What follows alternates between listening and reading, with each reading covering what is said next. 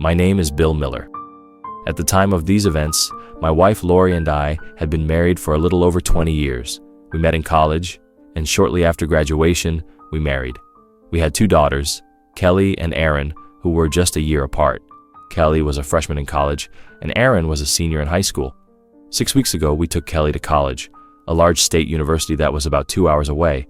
She was living in the freshman dorm, sharing a room with her good friend. Erin wasn't sure where she would be going to school in the upcoming year, but there was a chance they'd end up at the same school together.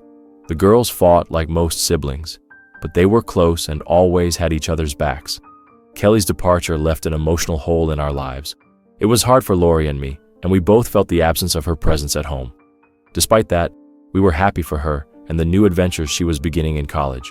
I'm a partner at a large accounting firm, and Lori works as a supervisor at a local building supply company. She went back to work when both girls were in high school and has been working her way up the ladder. Although Lori's major in college was English, she seemed to love her job, and we were comfortable in our lives. I made more money than Lori, but we lived well, affording a nice house, new cars, and other comforts that many people would envy. We both had good careers, and things were, for the most part, stable. But that stability didn't mean everything was perfect. There were underlying tensions that neither of us addressed, and perhaps it was a result of our busy lives and the absence of the children at home. With Kelly now at college, Lori and I were adjusting to an empty nest. We'd gotten used to it being just the 2 of us, but something felt different. We weren't fighting or arguing. It was more like an unsaid distance had been creeping in over time. On that Friday afternoon, I decided to leave work early. I had the whole weekend to spend with Lori. Our daughter Erin had left for a school camp, and she wouldn't be back until Sunday night. I was looking forward to a quiet, romantic weekend with Lori, just the 2 of us. Perhaps a romantic dinner at our favorite Italian bistro, followed by a cozy night together. We'd been a little out of sorts lately, and I thought a weekend alone would help rekindle our relationship. I parked my car in the garage and noticed Lori's car was there too, which seemed like a good sign. Maybe she was already on the same page as me and wanted to spend some quality time together. I didn't hear her in the kitchen, so I headed to our bedroom to change and see if she was there. I thought maybe she had just gotten home and was getting ready. As I approached the bedroom, I called out, "Honey, I'm home. Are you in the bedroom?" Her voice called back, "Yes, Bill, I'm here." When I entered the bedroom, I saw Lori sitting on the tub seat, carefully applying makeup to her face and eyes. She was wearing the little black dress, LBD, and a string of pearls I had given her last Christmas. Her dressy shoes were on the floor next to her. I also noticed that her overnight bag was open on the bench, and she was packing it with her underwear and some more casual clothes. I froze for a moment. "Lori, I didn't know we were going somewhere this weekend. I must have missed something. Where are we going? I can pack really fast," I said, trying to mask the confusion in my voice. She sighed, almost as if she had been expecting this moment to come. "Bill, I'm sorry, but I didn't tell you. I have a date for the weekend." She said it so calmly that it almost didn't seem real. "I wasn't expecting you for at least an hour, and I didn't want to discuss it until just before I left. I know you're going to get mad and fight, and I really don't want to fight with you." My mind raced. "What? You're going on a date with another man? Are you out of your mind? I don't remember us agreeing to have one of those open marriages. Please tell me this is a joke and that you really did plan a weekend away for us." My voice wavered as the shock set in. How could she have planned this? Lori seemed completely unfazed. "Honey, it's just one weekend," she said. "I'll be the same when I get back on Sunday. Since Kelly left for school, I've been totally cracking up, and I really need this weekend. Just one weekend out of the hundreds of weekends I've been at your disposal. You'll see. It will do us good in the end and help make our marriage even stronger." "Stronger? Are you kidding me?" I asked, my voice cracking with disbelief. "How long have you been cheating on me, Lori? What kind of scumbag do you have to be to offer a married woman a weekend like this? Are you leaving me for him?" I couldn't even make sense of it. "No, Bill," she said, laughing almost dismissively. "I love you and only you. His name isn't important, so I won't tell you. Uber will pick me up and drop me off, so you won't even see him. We've had lunch a few times, but I didn't cheat on you with him, and I certainly wouldn't leave you for him. I knew it would upset you, and I really didn't want to upset you, but I also didn't want to cheat on you behind your back. I doubt we'll see each other again after this weekend. It's just something I really need to do." Bill stood there, overwhelmed by a mix of emotions. This man finds me attractive, tells me I'm beautiful, and wants me even though I'm almost 10 years older than him. I'm not getting any younger, so I really need to do this to feel better, younger, and alive again. Don't you understand? I was hoping you would give me a weekend vacation away from our marriage." The words stung like nothing he'd ever heard. "I'll be back on Sunday, and we can try to make things better between us," she added. "But I need this, Bill. Please understand. It's just sex, and it's only for one weekend out of about 1,000 weekends we've been together." Bill stood frozen, struggling to comprehend her reasoning. What had happened to the woman he married? He had spent years building a life with Lori, only to hear that she needed this affair, for herself. It was like a switch had flipped, and Bill didn't know how to turn it back off.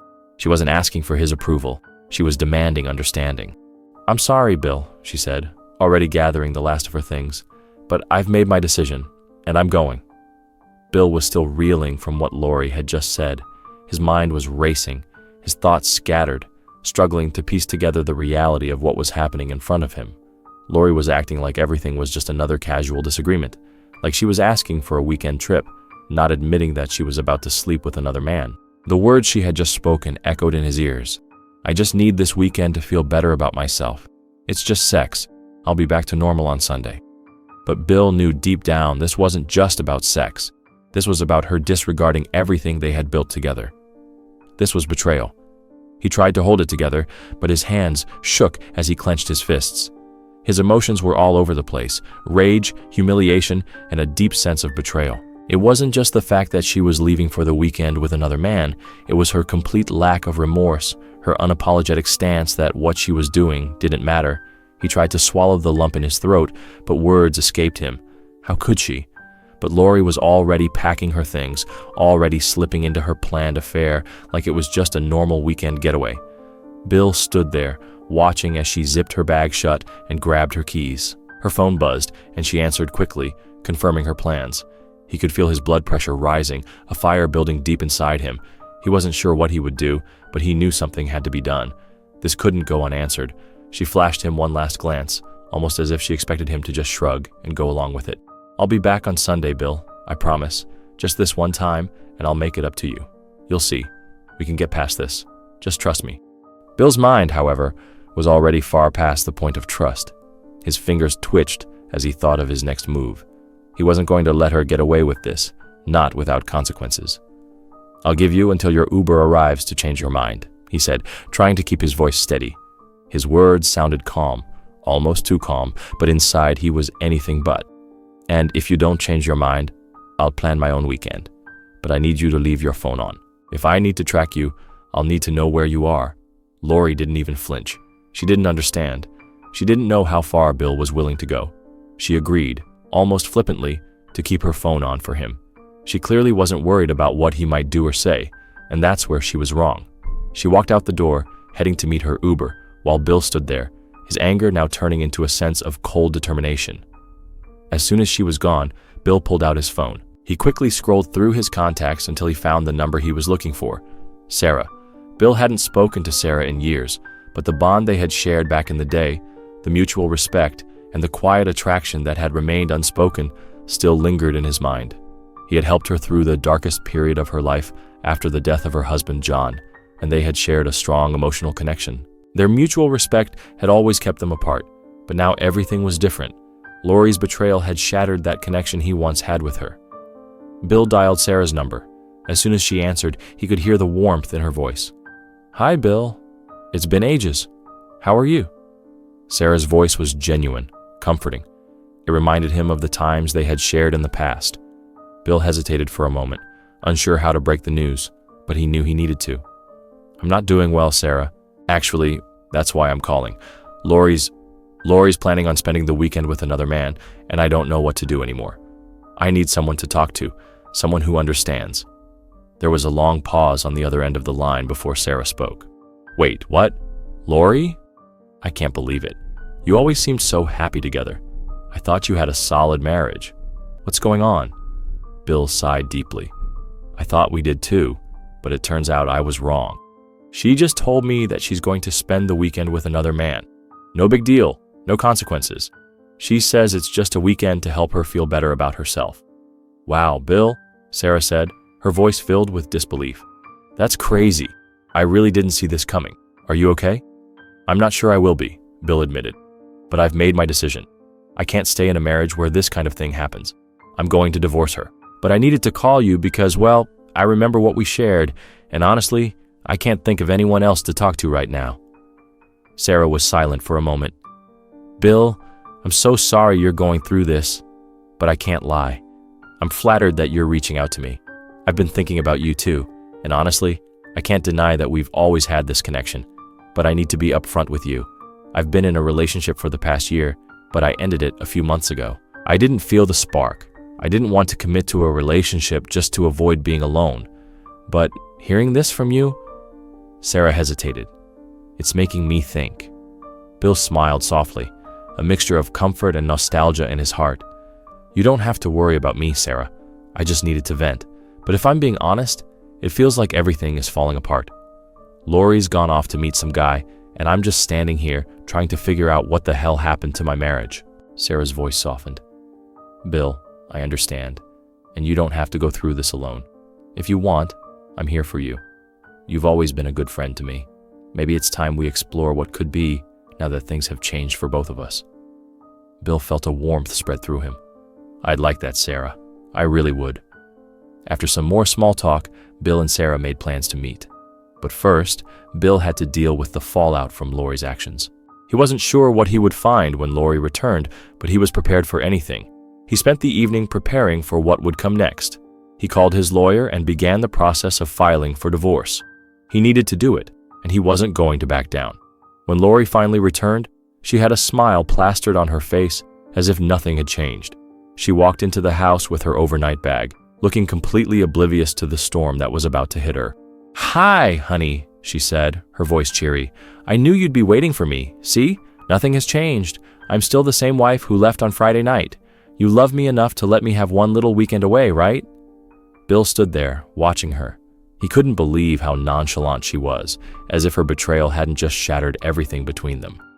He turned to face her, his voice calm but firm. Lori, I know exactly what happened. You didn't just go on a weekend getaway. You had sex with another man. Don't lie to me. I know his name. Lori froze, her expression shifting from confidence to shock. How do you know his name? She asked, her voice trembling slightly. I wasn't following you, Lori. I had a private investigator follow you, and now I know everything, Bill said coldly. I knew this was going to be bad, but I didn't think it would end like this. Lori's face drained of color as the reality of Bill's knowledge sank in. She collapsed onto the couch, unable to process what was happening. You followed me? She whispered, barely able to speak. Bill didn't respond immediately. He didn't have to. He knew it was over. The trust had been shattered beyond repair. I have to tell you something, Lori, he began, his voice steady. I spent the weekend with someone too. Lori's eyes widened. She couldn't believe what she was hearing. What? You spent the weekend with someone else? Yes, Bill replied. I spent the weekend with Sarah, and it wasn't just an emotional connection anymore. It was real. She's my soulmate. Bill watched as the weight of his words hit her. She couldn't say anything. The silence between them was deafening. I'm filing for divorce, Lori, Bill said, his voice unwavering. I can't do this anymore. You've destroyed our marriage, and now it's time for me to move on. Lori started crying, but it was too late. She had already lost him. The damage was done. Bill spent the next few days organizing everything. He made sure that everything was fair in the divorce settlement, but he knew that nothing could fix what had been broken. Lori would have to face the consequences of her actions, just as he had faced his own, and as for Sarah and him, they were starting something new, a fresh beginning.